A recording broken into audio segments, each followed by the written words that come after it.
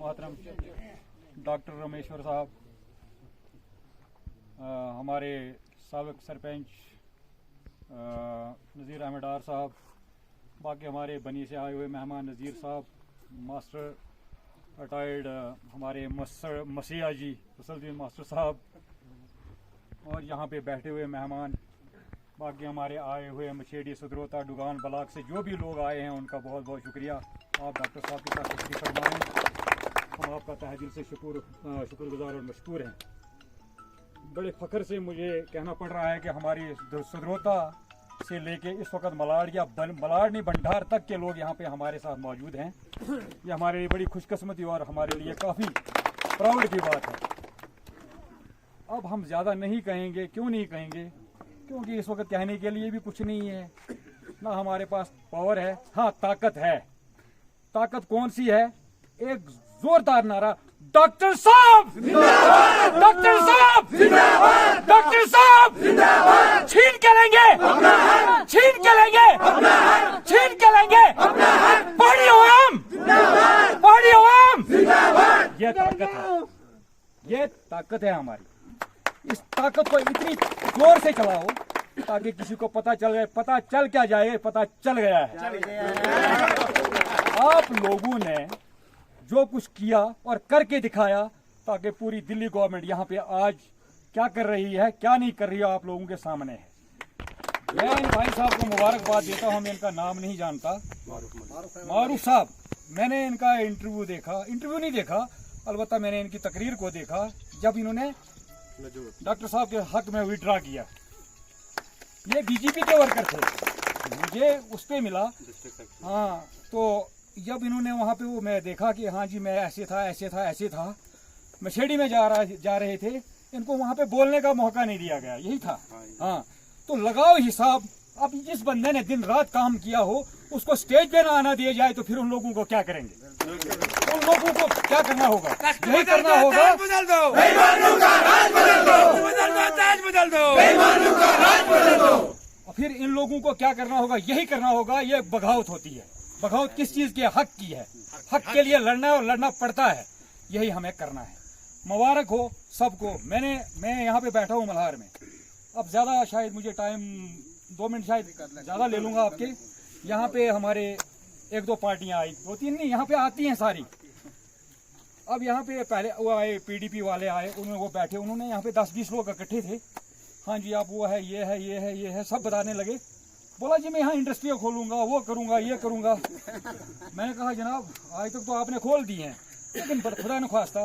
मैंने कहा मैं बड़ा पुराना वर्कर हूँ जी पीडीपी का। हाँ, मुबारक हो जी। मैंने कहा बिल्कुल जी, आपको मुबारक हो, आप हमारे एमएलए साहब हैं आज।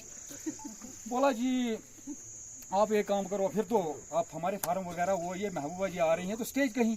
मैंने कहा जनाब वो स्टेज आप बना लो, तो मुझे ये बताओ आप खुदा न ख्वास्ता अगर हार जाते हो आप तो फिर आप इंडस्ट्रियाँ खोलोगे? बोलता नहीं, बोलता जी फिर कहाँ खुलेंगी, फिर मैं सांबा में बैठूंगा। जनाब मैंने कहा तकलीफ किस लिए कर रहे हो, पहले चले जाओ सांबा में। फिर हमारे आए, हमारे पार्टी के कोऑर्डिनेटर साहब, वो भी बैठे थे 10-20 लोग उस वक्त भी। उन्होंने बोला जी क्या हाल है? मैं कहा ठीक है जनाब, चाय वाय पिलाया। बोला जी कैसा है? मैंने कहा मुझे नहीं मालूम कैसा है, लोगों से पूछ लो।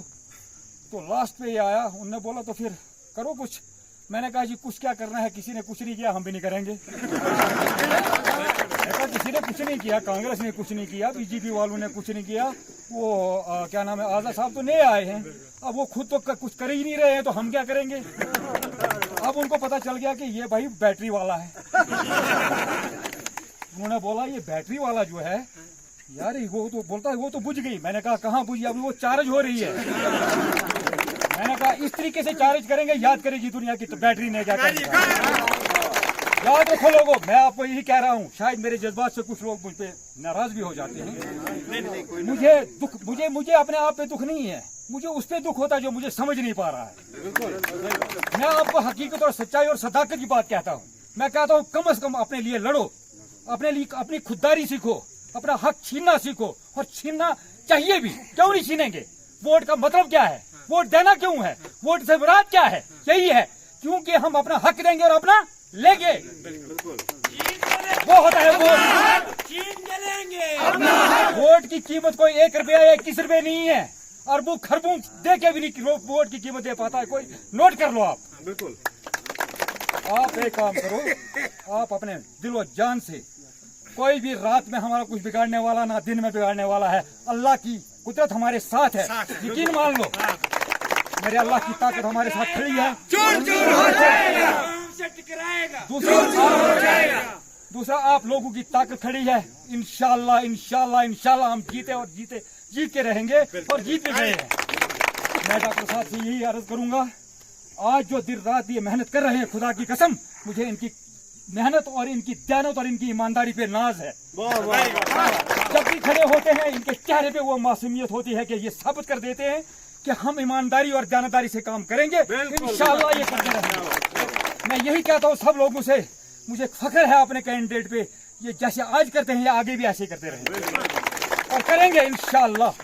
डॉक्टर साहब से मैं अर्ज ही करूंगा, असेंबली में जितना पेड़ निकल वहां निकाल लो, बाकी अपनी कॉन्स्टिट्यूशन में निकालो, ताकि लोग आपके साथ खड़े रहें।